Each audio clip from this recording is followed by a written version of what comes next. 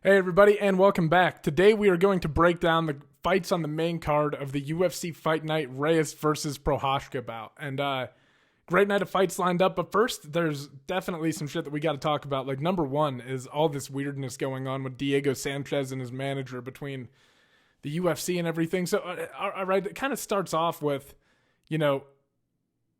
I see this tweet that gets posted where Joshua Fabia, first off, Diego Sanchez is in a room with all the UFC commentators, right? Like maybe Alec, I don't know. And I know Paul Felder's there because he speaks up and he's kind of like, what the fuck are you talking about? But after Diego Sanchez is done talking and answering questions with the commentators and everything, his manager, this Joshua Fabia guy, steps in and starts basically telling the UFC commentary team how to do their job and that they need to do a better job of representing Diego when they're talking about him and that they're not giving him a fair shake and all this stuff. And Paul Felder goes, I don't know what the fuck you're talking about, man. So that's the first video I saw that got released. And then maybe I got the news in a different order, but soon after that, you find out that Diego Sanchez has been cut by the UFC and his planned bout against Cowboy Cerrone on May 8th is off, right? And he's cut from the roster, done. And you're like, all right, something had to have fucking happened here. And this Fabia guy, man, he keeps like releasing info as if it's going to be a good thing for Diego Sanchez. And it's not. It's just not. It looks terrible. This guy has like Michael Bisping said he has no self-awareness, and he's 100% correct. This guy just seems like he has no idea what's going on, right? So he releases a video that I think in his mind is going to make it all better and flip the fans over to Diego's side and be like, oh, the UFC's fucking him over. Turns out they have this phone call. It's like 7 minutes long.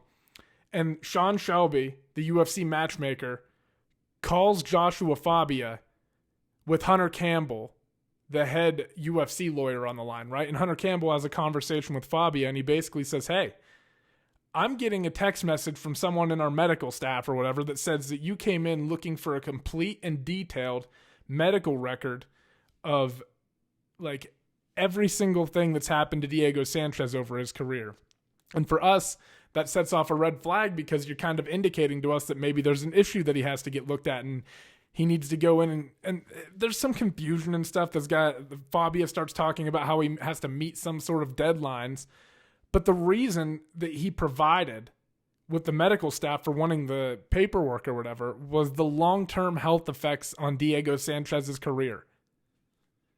You're gonna if you're saying that the reason that you need the shit is to meet these deadlines because people are asking for stuff and you're preparing for Diego's career afterwards and you just want medical, why would you say to study the long-term health effects on it? That's gonna make it sound like something is wrong with Diego, right?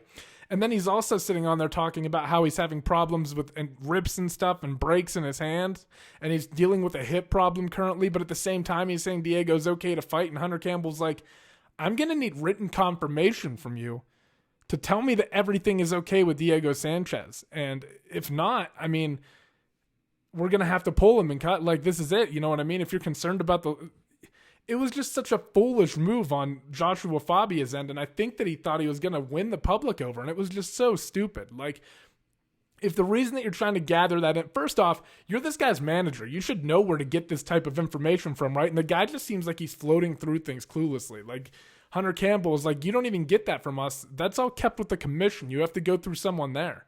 So he fucked up in how he went about trying to get them.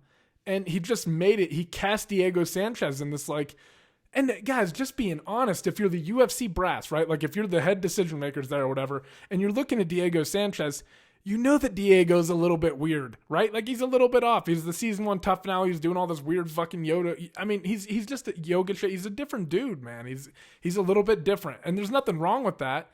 But when you get somebody like this who it seems like is taking advantage of him, I mean, damn, man, I don't know. You got to be worried about Diego in this situation. And to me, on that phone call, it to me felt genuinely as if the UFC was just concerned for the health and well-being of Diego Sanchez. Diego Sanchez tweeted, free at last. I don't know about that, dog. You got to deal with this Fabia dude. You might be free when you get rid of this guy, right? It's just a shame because, like, Diego Sanchez is one of the, like, OGs in the sport, and he is a legend, and he does have a great reputation. He's given us some of the greatest moments in MMA history. I mean, just him walking out to the octagon screaming, yes, Yes, over and over again, like shit like that. And then the barn burner that he gets into in the first round with Clay Guida. I mean, he's given us spectacular moments and still a competent fighter. Went up and beat on Mickey Gall a little bit, you know? It's like, man, it's a shame to see that this Joshua Fabia guy is so clueless and navigating all these things on Diego's behalf and doing it incorrectly and just going about it wrong and thinking that it's right. Man, you hope Diego is smart enough to say, okay, this guy's the problem. This guy's when things started going wrong. I got to cut this guy out, man. Or like have a serious conversation with him about the decision he's making. Because, goddamn, I mean, it just seems so foolish to know that Diego's in the middle of camp preparing to fight Cowboy and you need to collect his medical records for some deadline that you have to meet, whatever, right? Why would I can't get over why he said we're studying the long-term health effects of Diego's career and then gets on the phone with the UFC's lawyer and goes, yeah, we're looking at a hip problem and a finger or problems in his hands with rips and tears right now and stuff like that and just everything. Why?